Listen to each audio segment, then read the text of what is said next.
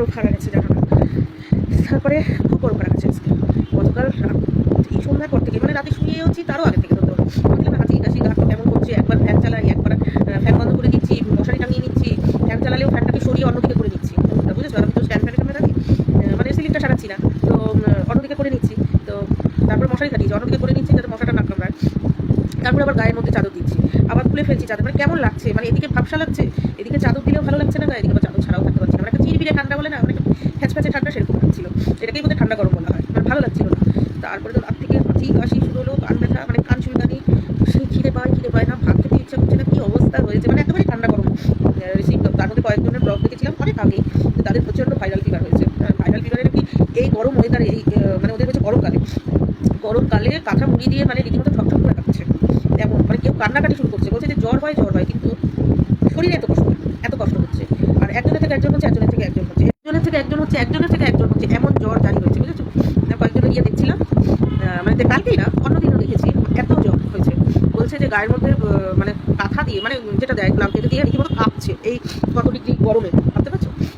তো আমার সেটা হয়নি, এখন ফ্যাচফ্যাচানি হয়েছে। আর ওই যে একবার চাদর খুলি, চাদর বন্ধ নিচে করি, একবার ফ্যান অফ করি, একবার ফ্যান চালে, ফ্যান বন্ধ করলে ভাবসা লাগছে ঘরে, এদিকে জানলা খুলে রেখেছি। মানে কি অস্বস্তিকর একটা পরিবেশ, বুঝেছো। শরীরটার মধ্যে আসলে শরীরের মধ্যে অস্বস্তি হচ্ছে।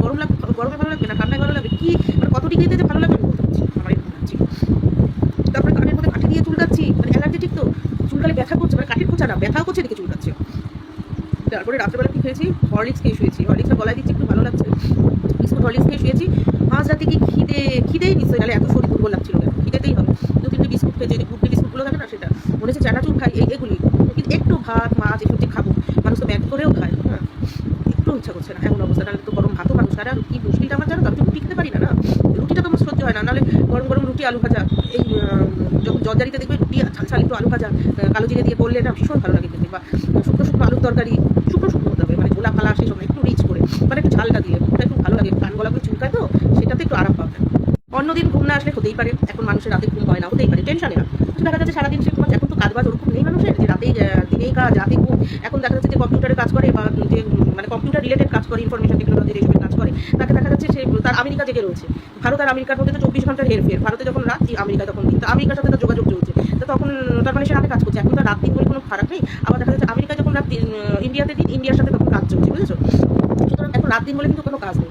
হ্যাঁ, এখনো সরকারি চাকরি এখনো কি রাত্রির আছে ফারাক। তাও তো দেখো ডাক্তার, পুলিশ, এদের কোনো নেই, শিফটিং ডিউটি। তবুও কিছু কিছু সরকারি চাকরির আছে। আমার কোনো অফিসগুলো 24 ঘন্টা করে দিই, শিফটিংয়ে লোক আসুক, তাহলে তাড়াতাড়ি কাজ হবে। হ্যাঁ, শুধু একমাত্র বোধহয় স্কুলটাই হবে না সারা রাত, মানে 24 ঘন্টা খোলা থাকে না। এবারে সব অফিসই তো খোলা থাকা উচিত না, সে ডিআই অফিস বলো, এই অফিস বলো, তাহলেই তো মানুষের পেনশনগুলো তাড়াতাড়ি হয়ে যায়, সব কিছু হয়ে যায়। একটা টাইমে একটা সব বন্ধ থাকবে, এক টাইমে সব ছুটিয়ে এসে করবে, তা কেন? সারাদিন ধরে তোমার যেই টাইমে দিনের বেলা কাজগুলো, দিনের বেলা তুমি সে করো, পাবলিক রিলেশনসটা করো, মানে কার কি দরকার করো, আর সারাদিন ধরে বাকি টাইমগুলি সেগুলি তোমরা ফুলফিল করো, সলভ করো, যাতে পরের দিনে এসে পেপারসটা পেয়ে যায়। আমার মনে হয় তো যাই হোক, সেই তাতে কিন্তু এখন দেখবে মানে ম্যাক্সিমাম মানুষ ঘুমায় না, কারণ সে অন্য টাইমে ঘুমিয়ে নিচ্ছে। তারপরে ধরো যারা ওই যে বিভিন্ন কিছু পাহারা দেয়, হ্যাঁ, তারাও তো শিফটিংয়ের পাহারা দিয়ে নেয়। একসাথে দেখা যাচ্ছে 36 ঘন্টা পাহারা দিচ্ছে, তারপরে 6-6-36 হয়, কোথায় 6 ঘন্টা ডিউটি, বা 6-8-48 ঘন্টা। আমি 8 ঘন্টা ডিউটি করলাম, 48 ঘন্টা, মানে পরপর 24, মানে পরপর 2 দিন 48 ঘন্টা ডিউটি দিচ্ছে, দিয়ে আবার দেখা যাচ্ছে পরে কি বলে এটা নাম, পরে আবার দিচ্ছে না ডিউটি। এরকম করছে। আবার কেউ পুরো টানা 24 ঘন্টা ডিউটি দিচ্ছে, মানে 3 দিনের ডিউটি একবারে দিয়ে দিচ্ছে। এরকম এখন কিন্তু মানুষ করে। তো সেই জন্য আমি রাতে ঘুম হওয়াটা না হওয়াটা কোনো কিছু মাইন্ড করি না, কারণ আমি সারাদিকে ঘুমিয়ে নিতে পারছি, যখন নিজে ঘুমিয়ে নিতে পারছি। আবার যেদিন রাতে ঘুমোচ্ছে, এখন তো সব মানুষের নিজের হাতের মতো স্বাধীনভাবে কাজ করলে সেটা সুবিধা হয়। তো এখন বাড়িতে যারা পুরো মানুষ আছে, তাদের দিন আদিকে ঘুমিয়ে পড়তে হয়, এটা তো বলেছো আমার মা। সেই জন্য আমার কম্পিউটারটা তো ঠিক নেই, তার জন্য সারিয়ে নিলে হয়ে যেত। আমি তো কম্পিউটার রিলেটেড কাজ করি না, আমার চোখ ব্যথা করে করিও না। তো যাই হোক, তাহলে তো সারা রাত থেকে পড়তাম, স্কুল না, প্রফেশনাল লেভেলেও পড়তাম। তো যাই হোক, সেই সারা রাত আমি খুব কষ্ট হচ্ছে। ভাবছি ফেসবুক দেখবো, মানে বলি সোশ্যাল নেটওয়ার্কিংটা খুলবো, এই ইন্টারনেট খুলবো, দেখতেও ইচ্ছা করছে না। চোখগুলির মতো উৎপট করছে, মানে ঠান্ডা গরমে চা হয়, করছি, একবার বন্ধ করি, একবার ওই করি, একবার উঠে দাঁড়াই, তারপরে একবার 3টে লাইট জ্বালিয়ে ফেলছি। হ্যাঁ, শরীর ভালো না লাগলে যা হয়। তারপরে আস্তে আস্তে ঘুম এসে সকালের দিকে, তাও ঠাকুরের নাম, একবার তো 4টের সময় জানলা ফাল্লা সব খুলে দিয়েছি। দেখি পাশের বাড়িতে, মানে আমাদের এদিকে একটা বাড়ি আছে, সেই বাড়িতে বাইরের লাইট জ্বলে রয়েছে। মানে আমি ভেবেছি কি ওই লাইট জ্বলাটাকে দিনের আলো হয়ে গেছে। হ্যাঁ, সে খুলে ফেলেছি, এমন লাগছিল শরীরটা। তারপর দেখি না অন্ধকার। যাই হোক, তারপরে শুয়েছি, পরে এসে মা খুলেছে টের পেয়েছি, কিন্তু উঠতে পারছি না, জোর, মানে ভালো লাগছে না। তো তারপরে সকালে উঠেছি, সকালে উঠে মা বলছে বাজারে যাবি, আমার কাছে মনে করবো। আসলে শরীরটা খারাপ হলে না কোনো কথাই ভালো লাগে না। হ্যাঁ, আমি চিন্তা গেলে খাবো, তাহলে কীভাবে বলছে, আমি দেখো তো সবসময় এইভাবে বলছিস না, এত মনোযোগী চলতে পারি না, ভালো লাগে না। আমি নিজে চিন্তা করছি, আমি যাবো কি করে বাইরে, আমি সেটা চিন্তা করছি।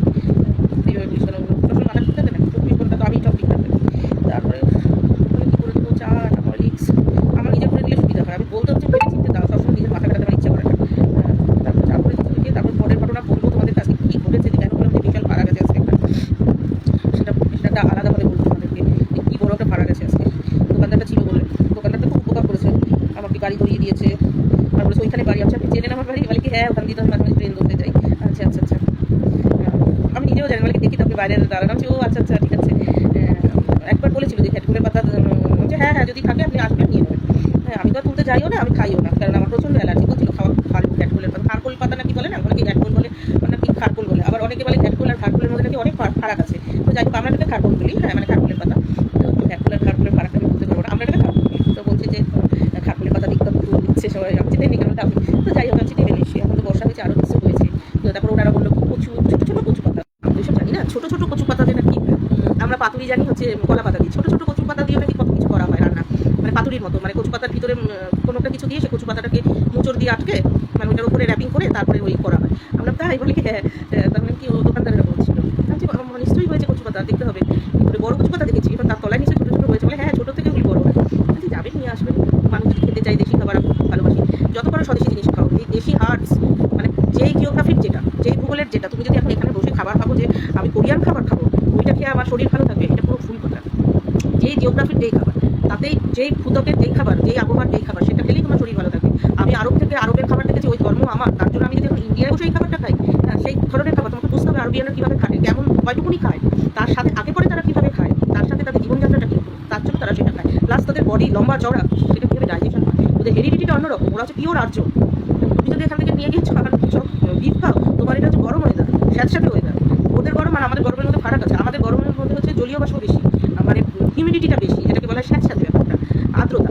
আর ওদের আর্দ্রতাটা, ওদের আর্দ্রতা নেই, ওদের পুরো ড্রাই, যার জন্য ওদের খাবার হজম হয় অন্যরকম হবে। ওরা খেজুর খাবে, এই খাবে, ও খাবে, ওরা কতটুকুনি মাংসের মধ্যে মশলা পাতি দিয়ে খায়, তাদের মশলাই বাড়তে থাকে। যে রান্নাবান্নাগুলি দেখি ওদের বাড়িতে যে কাজ করে মহিলারা, ছেলেরা, কফিলের বাড়ি কী রান্না করে নামটা ভুলে গেলাম, ভাতের মধ্যে একটা মাংস দিয়ে দিল, দিয়ে সেদ্ধ হয়ে গেল, না হলুদ না কিছু। তো তোমাদের মাংসটা কীভাবে খাও তাহলে? ওদের মতো করে খাও দেখি, যে গরু খাও আর জুম্বা নাকি জুম্বা খাও, আর যাই খাও খাসি খাও, ওদের মতো করে খাও দেখি, সেগুলো ওরা 10টা ডিম খায়, কীভাবে ডিমটা খায়, কোনো দিন ওরা মামলেট করে খায়। আর তোমরা তো ডিমের ভুজিয়া, ভর্তা, মাংসের ভর্তা, মাছের ভর্তা, এতগুলি লঙ্কা, ওরা কোন দিন খায় ঝাল খাইয়া খাইয়াই গেল। সেই যাই হোক আমি বলছি হ্যাঁ দেশি জিনিস নিতে চাইলে খেতে চাইলে আমি পছন্দ করি জিনিসটা, ঠিক আছে, তাহলে এগুলোর মধ্যেই পাচ্ছি। আর এই যে প্যাকেজ ফুড, এই যে বিভিন্ন চিপস আলু কুকরি বলো, কেক, প্যাটিস, পেস্ট্রি, আমাদের ভীষণ পায়েস ছিল, মালাই ছিল, কত কিছু করতো। মিষ্টির দোকানও পাওয়া যায়, মিষ্টির দোকানও বলতে নেই, খারাপই লাগে, মানে শ্রীকৃষ্ণের জন্মদিনের দিনও কেক বিক্রি হয়, নিরামিষ কেক, বাট কেক, উনি আবার কৌড়ি তো ননি খেতে, বাবা আমি ওটা ভাগ হয়ে যাই। হ্যাঁ তো এইগুলি খাওয়াও, কত রকম শাক পাতা আছে, আমি তো কত শাকের নামও জানি না, খেতে আমার ভালো লাগে। নোটে শাক, নাম শুনেছি, কলমি শাক, পেঁতু শাক, তারপরে আরও কত কিছু, বড়া ঝামেলা করতে পারি না আমি, কাটাকুটিতেই তো ঝাল বেরিয়ে যায়, ভালো লাগে।